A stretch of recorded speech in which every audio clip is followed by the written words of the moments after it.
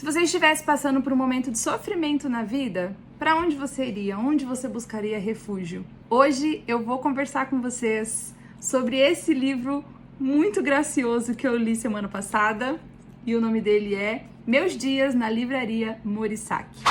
Aqui, nesse livro, a Tatako, que é a personagem principal, ela está passando por um momento muito delicado na vida dela, um término repentino, onde o namorado não era quem ela imaginava ser. Ela fica muito triste, meio que entra numa depressão, e um dia ela recebe ligação do tio dela, convidando ela para ir morar na parte de cima da livraria da família deles, que lá ela poderia tirar esse momento para não se preocupar com conta, ela não teria que pagar nada, era um tempo para ela realmente organizar as ideias dela no meio de um monte de livro. É uma livraria de livros usados, é um sebo, e fica numa região do Japão, num bairro onde só tem livraria. É muito bacana a forma como o autor também explica tudo isso aqui, e aí você tem a oportunidade de digitar no Google e buscar essas informações, você consegue visualizar o bairro, as livrarias, tudo existe de verdade, então é muito legal. Acaba que num livro tão fininho, essas coisas reais da vida real que existem, elas complementam bastante a história. Voltando para Takako, ela vai para essa livraria e ela não costuma ler, inclusive todo mundo fala que ela deveria ler, ela tá ali cercada de livros, mas ela não tem uma conexão assim com a leitura. Até que um dia ela resolve ler um livro e ela se apaixona pelo livro, pela mensagem que o livro traz para ela.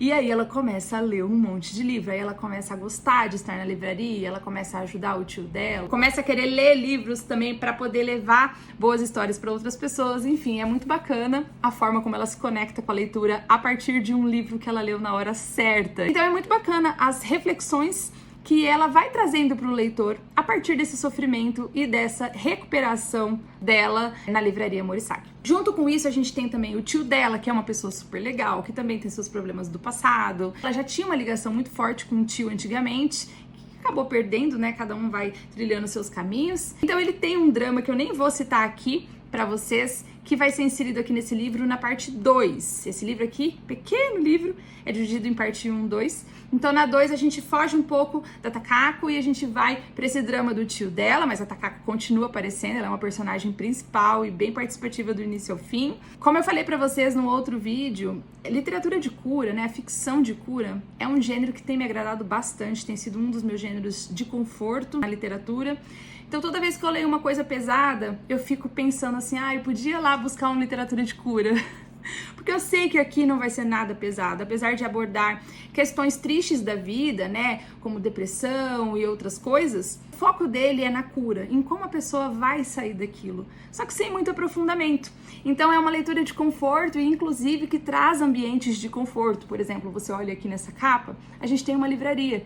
E livros trazem conforto. Vários livros de literatura de cura estão trazendo uma xícara de café, uma cafeteria, porque tudo é um conforto, principalmente para quando você não está se sentindo tão bem emocionalmente. E aí eu peguei esse livro para ler porque eu ganhei ele de presente, inclusive a Elo, vou deixar o arroba dela aqui para vocês conhecerem, ela comprou para mim e para ela. E a gente leu juntos e foi muito legal. E enquanto a gente estava lendo, a gente percebeu que muitas coisas aqui do japonês não foram traduzidas para o português. Então eu fiquei muito feliz de ler com ela, porque eu não tenho conhecimento, né, da língua japonesa, mas ela tem, então ela me ajudou bastante. Achei muito bacana que o livro, ele é traduzido diretamente do japonês, então a gente fica bem próximo à língua japonesa e toda a cultura, então isso é um ponto bem legal, mas eu acho que não custava nada ter deixado no rodapé a tradução das expressões. Eu tinha Elo, mas e quem não tem uma Elo, o que vai fazer, né? Vai ter que ficar pausando, procurando? E outra coisa que eu e a Elo até comentamos é porque a parte 2, ela fugiu muito da Takako.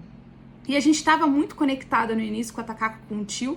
E na parte 2 entra um outro personagem com outro drama que tem a ver com eles, mas, enfim, a gente achou desnecessário estender essa parte. Mas, como eu disse pra Elo, eu entendo a proposta do autor. Ele quis curar diversos problemas em diversas pessoas, não só na Takako.